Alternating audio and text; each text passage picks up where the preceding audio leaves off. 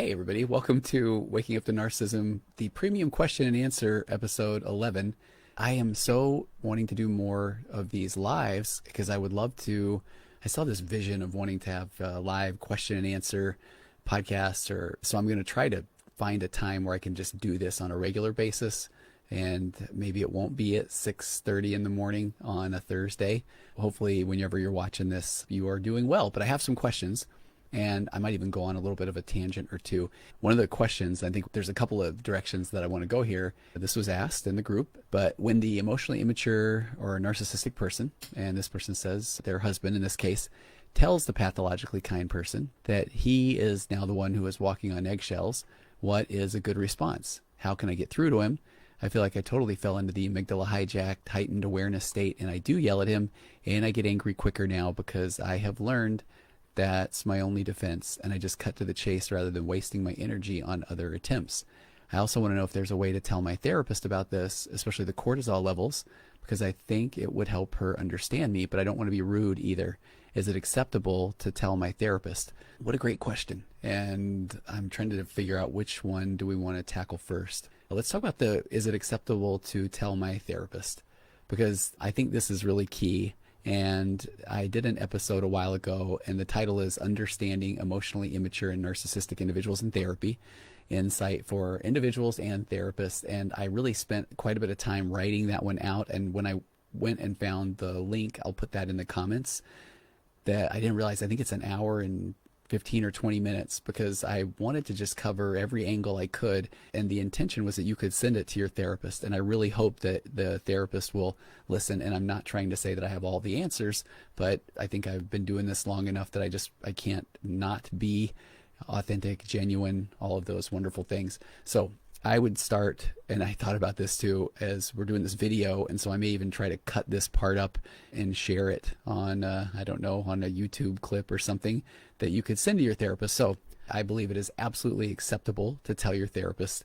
So then I want to look deeply into the camera, although I also broke my glasses a couple of days ago. So I have an old pair, and I'm seeing now on the screen that I must have got something new on the lenses of my glasses I broke, because I'm seeing a big old purple tint. It almost looks like I've got a teleprompter glasses or smart glasses, but I don't. I wish I did.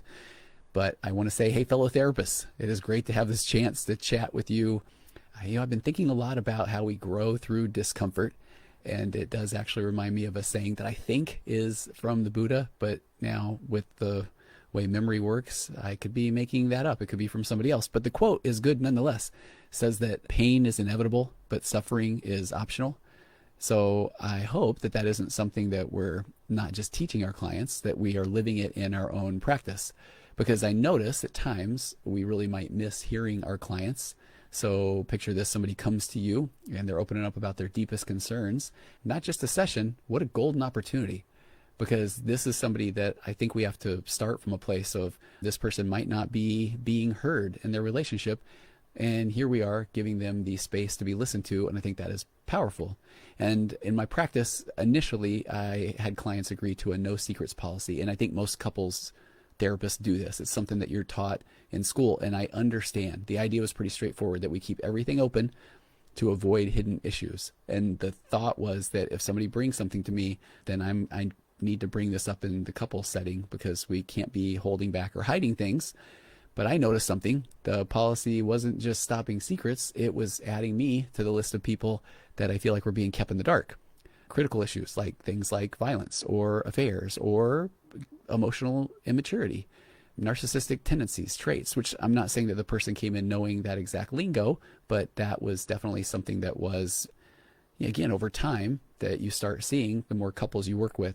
But those other things, even the affairs, the violence, whether it's physical or emotional, financial, spiritual, those things are more common, and they would be completely off one's radar until all of a sudden they come to light. And then at that point, it catches both me and maybe the other partner off guard. So I start shifting my approach to something a little bit more nuanced.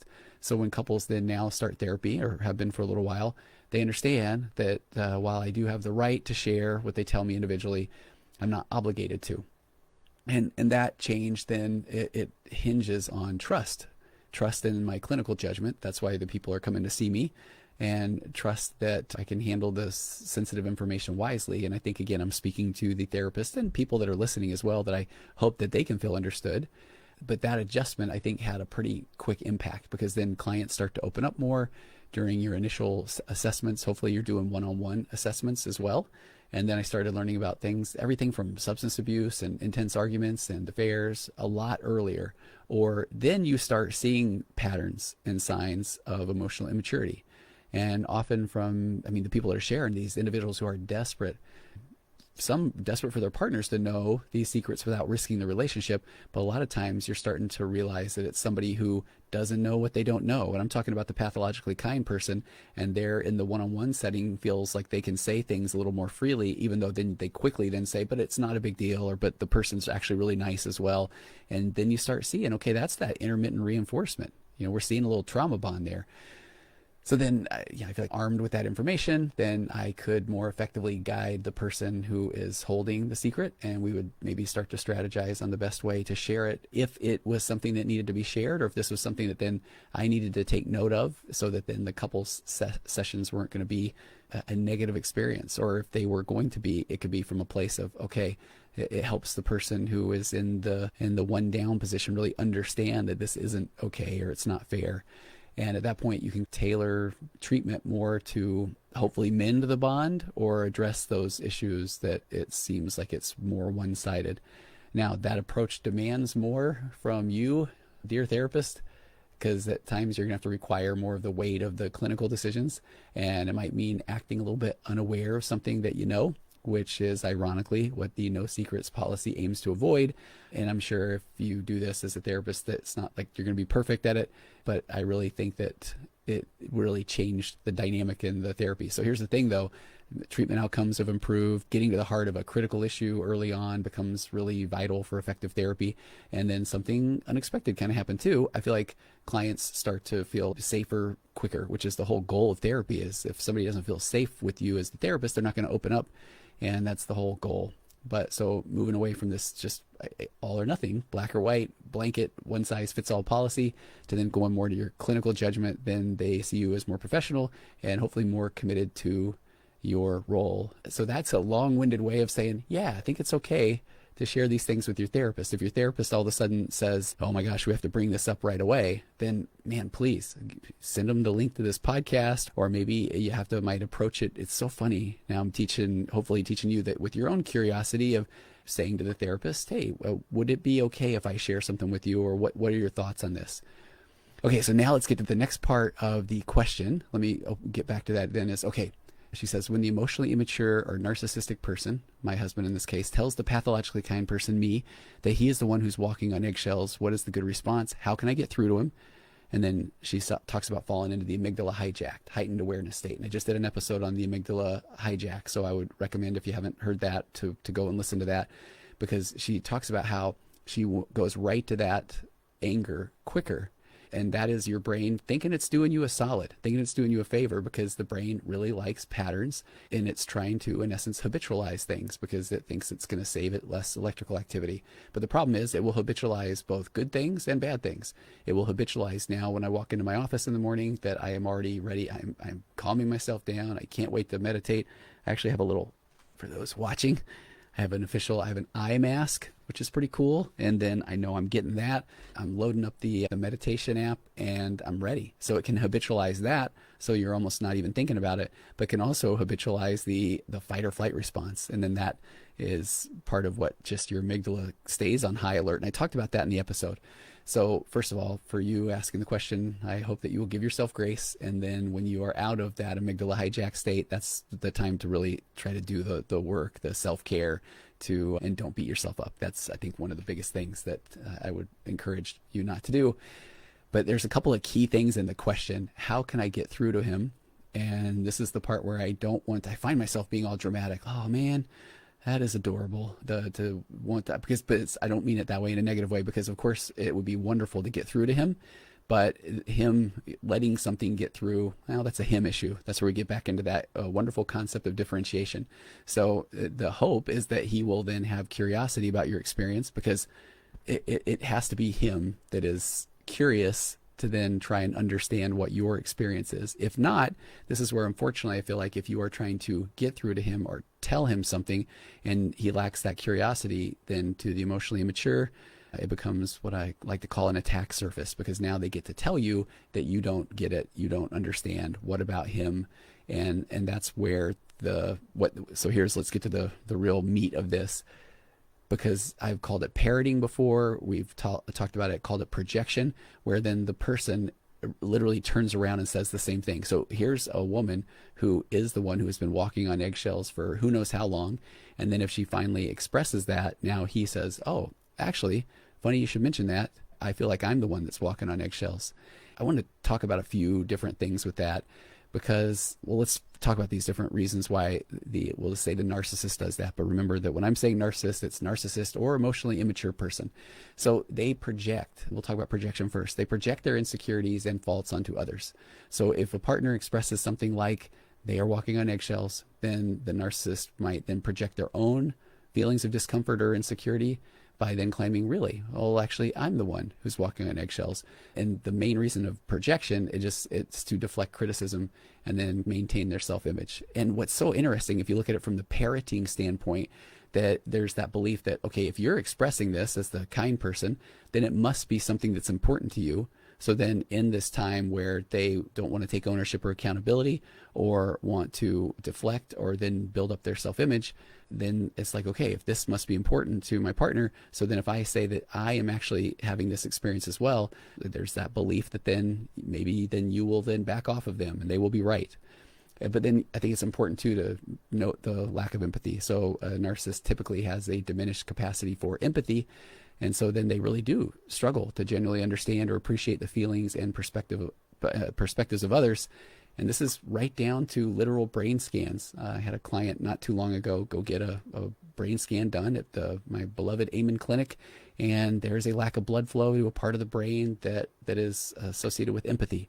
And it was a really aha moment for even the client, because then we are now trying to model empathy, which is a whole question in of itself, because the person really does genuinely want to understand it. And this is somebody that I would not put on, they aren't coming in here as a narcissist, they're coming in here more for some ADHD or impulsivity. But now that they are saying, okay, I guess I really have no idea what I don't know about empathy.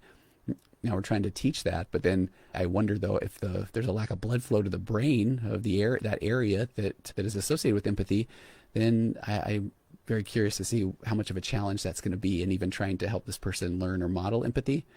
But if they do lack empathy, then when a partner shares feelings of distress, then the narcissist might then invalidate those feelings because they really don't understand how important that is or what empathy would look like. So then that's where you often see them just immediately focus on their own experiences, even if it means appropriating the partner's original, what they said, their original sentiments.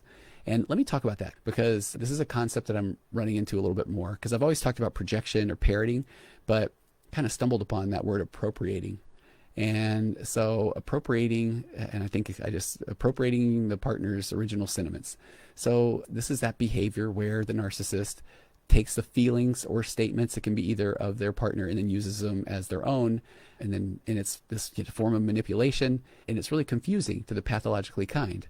And so where does appropriating come from, or what does it mean, or what does it do? I mean, it again causes deflection. If you appropriate, actually, let me give the definition. Really is, it is a verb that means to take something for one's own use, typically without the owner's permission. It's about adopting or using something like a sentiment, an idea, or an expression as one's own, often in a way that is not justified or is disrespectful to the original source. So now if I go back to that context of relationships where one partner is narcissistic, then appropriating a partner's sentiment would mean taking those expressions or feelings and then presenting them as their own. So that's where we go literal, this definition of appropriation. And then usually that is done to manipulate a situation or deflect from their own behavior. And so it's not about literally stealing physical objects, but it's taking over emotional expressions or even experiences. And that's the part that gets a little bit crazy, where I've had people in my office where the narcissist has literally appropriated experiences in the relationship 30 years earlier. One of the best examples was a client who is very much into horses. I just learned, I think a couple days ago, dressage maybe is what that's called. And then by the time they had moved 30, 35 years down the road in the relationship, then the husband would often talk about all of his horse riding experiences when they were young. And at one point, when I was one-on-one with the wife, she said, he's afraid of horses. That isn't a thing at all, but he had appropriated her experience. There's positive examples. Actually, let me go on this tangent because this is something I think is really fascinating. Different cultural backgrounds, like you could appropriate certain foods, learning how to cook traditional dishes, and then I'm really fascinated with how we appropriate certain linguistic expressions from other languages. I was born in Tennessee, and so one of the things that I just, a little side hobby is looking at different dialects or linguistic styles, especially those from places like the South. And so what we call Southern American English, we characterize it typically by the accent, vocabulary, shall we say, unique grammatical constructions. So you have the things like y'all, and my favorites is fixin' to. And so there's your positive example of appropriation. And I can't help myself, but I just pulled up. I've been writing about this, but just for fun, here's 5 different examples of statements that have been appropriated from the South. So the example of fixing to go to the store, do y'all need anything? There's another one, that dog won't hunt, which means that something is not going to work or is not a good idea. I guess this is where a lot of this origin story comes from, is when I say bless your heart. And I've often received emails where somebody says, hey, you say you're from California, you can't use bless your heart. And that's where I get to pull out my Tennessee birth certificate and make some joke about a first cousin and then say, I can use bless your heart. And one of the common statements that I found when doing a little bit of the research for whatever I'll do with it at some point, bless your heart, you've been running around like a chicken with its head cut off. So you're putting a couple of those together. But the bless your heart, genuine expression of sympathy, sometimes a polite way of expressing disbelief or disapproval.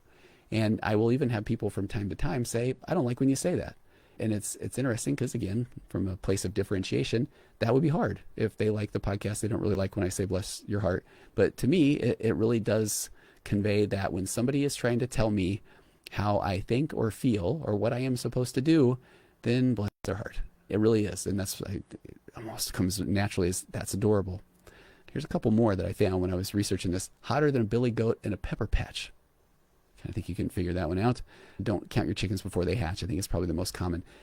While I'm here, there's some examples that I have that this is another thing that I think is so fun. And I love semantics and language. And I think that it is really important. And even part of my couples therapy, the emotionally focused therapy for couples, which is the basis of my 4 pillars of a connected conversation, it really is important with the semantics. Because if somebody says, you hate me, and the other person now is very defensive, because in my house growing up, when having children, that was the H word, hate. Then in other homes, hate is not a big deal, but it's such a bad word to somebody else, it's not really a big deal. So semantics of language are important in communication, period. And then I'll get back to the questions at hand.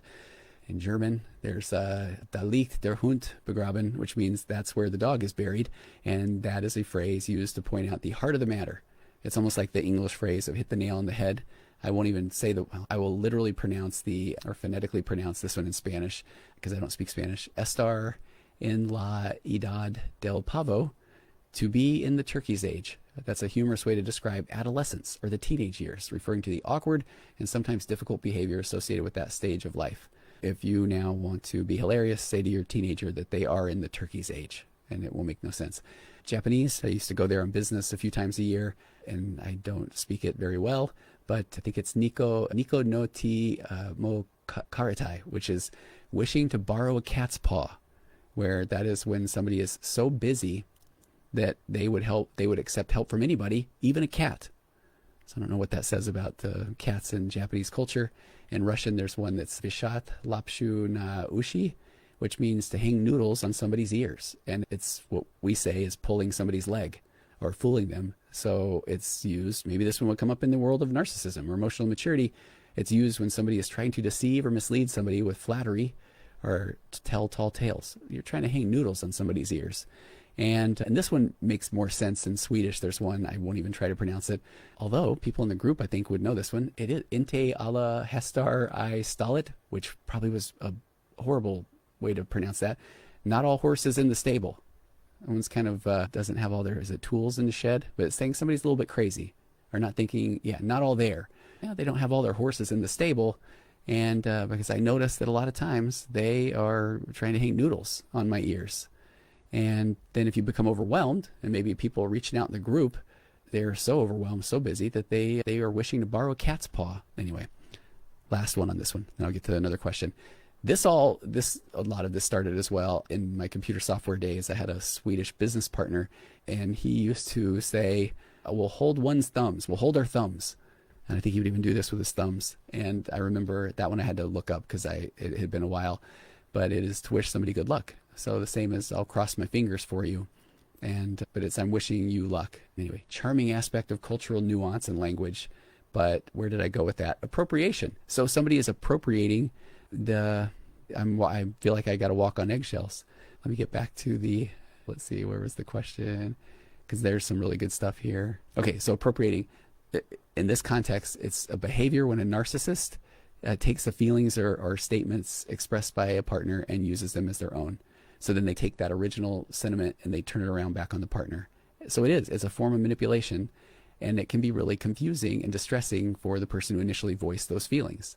In this scenario, so we got deflection, we talked about that, but I think confusion, because this tactic, when you then appropriate the word or the sentiment or the statement, it confuses the person who originally expressed the statement, making them question their own perceptions of, wait, I literally said that.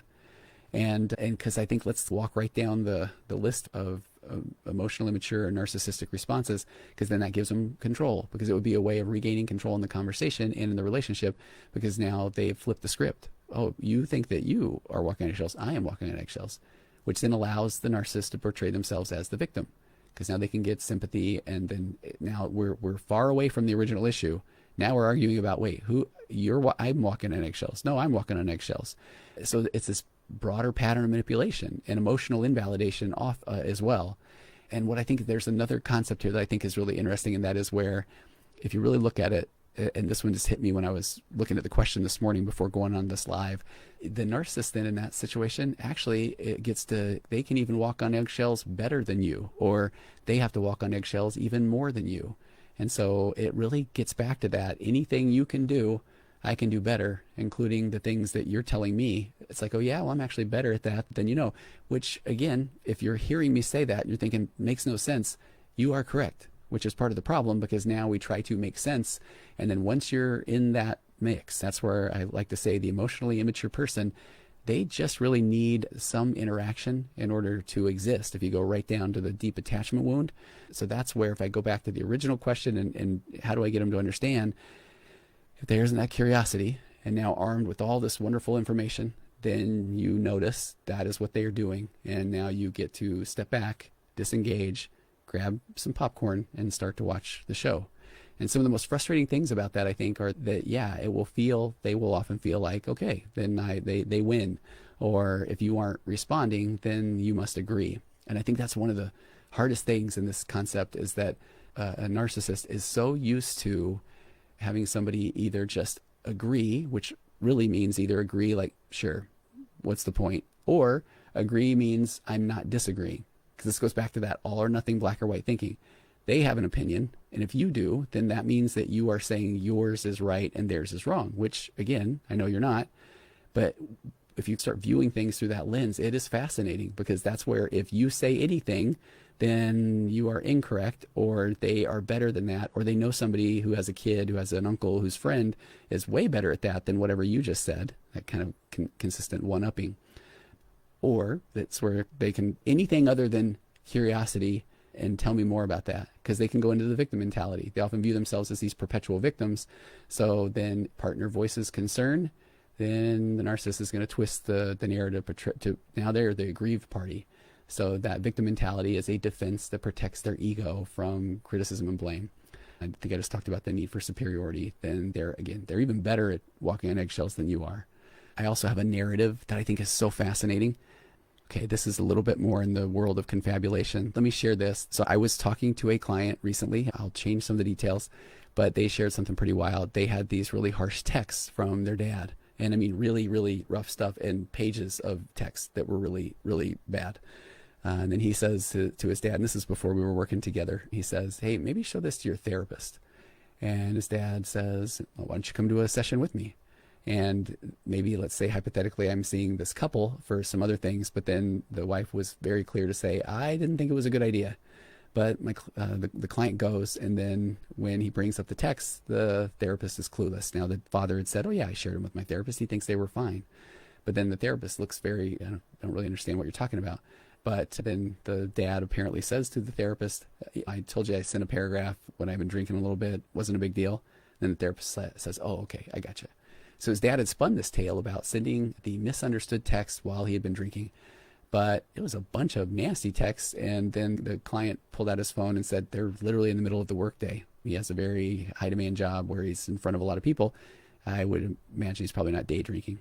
So when they dig into it, the dad starts making up an entire story about why he sent the texts. And so before you know it, the therapist now is saying to my client, I guess this goes back to the beginning of this episode, this live, of a therapist. I do feel like really it's okay for them to know all the information, even from someone like the son in this case, because at this point, then the therapist starts telling my client that, man, hey, your dad's making an emotional bid now.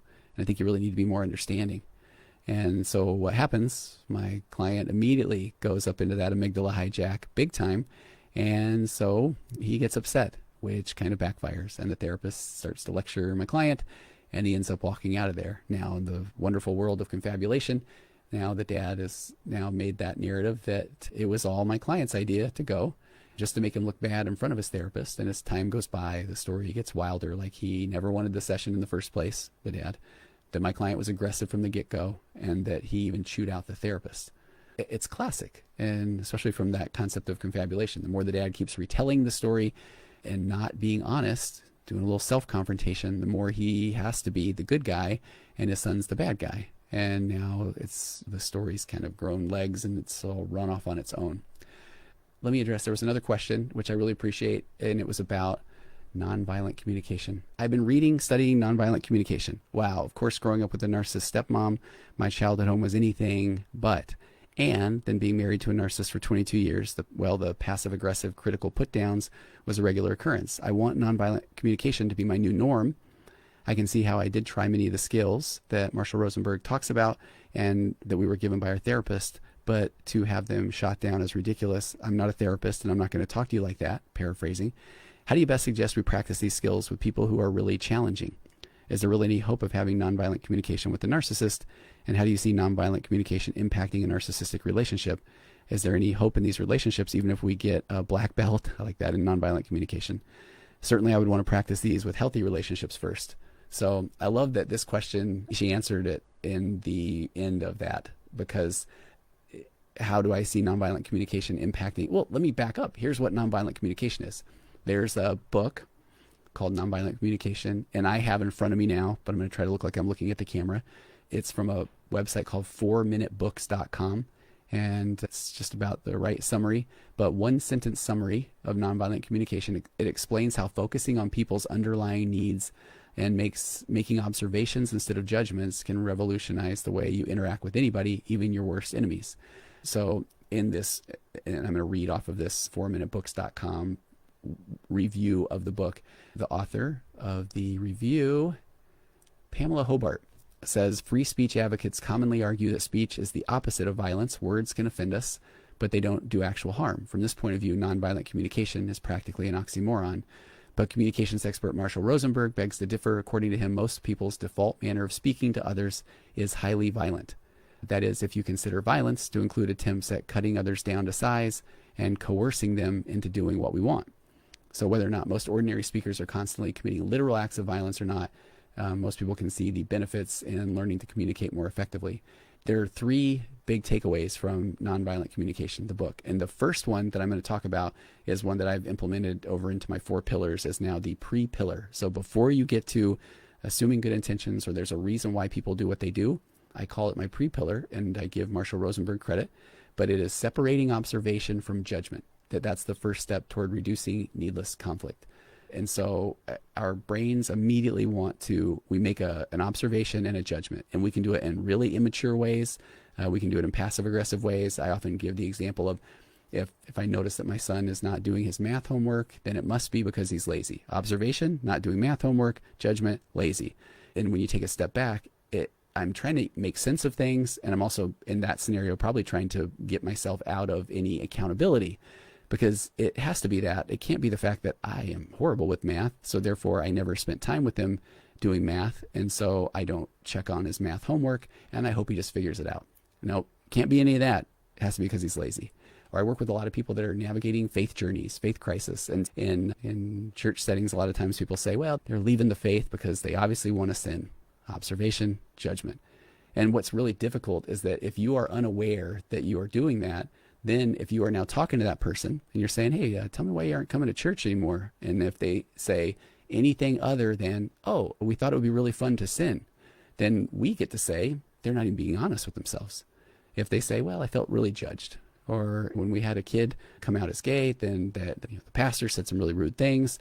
But if you are still in the faith community, then it can be really uncomfortable to think that there's a different experience than yours. So then, no, I don't know if I'm buying what they are saying about their experience. They probably just want to sin. So that tenet of nonviolent communication alone has been a game changer for me as a human being, because I think that just to be aware of that. And I was on some podcast recently and I talked about just sitting at a restaurant with my son-in-law and just explaining this concept. And I promise it isn't something like he's saying, hey, did you see the football game? And I say, let me tell you about some amazing things I've learned. That would be really pompous and arrogant. But we were talking about this and I thought it was fascinating, because you just look around a restaurant, people that enjoy people watching, which I absolutely enjoy people watching, then it's okay to acknowledge or own up to the fact that I'm doing this. So in that scenario, I see a guy that doesn't really look very put together and a woman that looks very much put together. And so I said to my son-in-law, Mitch, what do you think? And I think because our natural judgment is, oh, he must have money, which it couldn't be anything else. Couldn't be he's a really nice person. Couldn't be that they have a great relationship. It couldn't be because he just saved a whole pack of homeless sea lions or something, and so he's a bit disheveled and he hasn't eaten in a week, and so he didn't clean up first. It's because he has money, and that's why she's with him. So separating observation from judgment is just incredibly powerful. There's another part of nonviolent communication that says connecting actions and requests to people's specific needs can diffuse tension and point toward possible resolution. But to answer the question, which was, how do you suggest we practice the skills with people who are really challenging?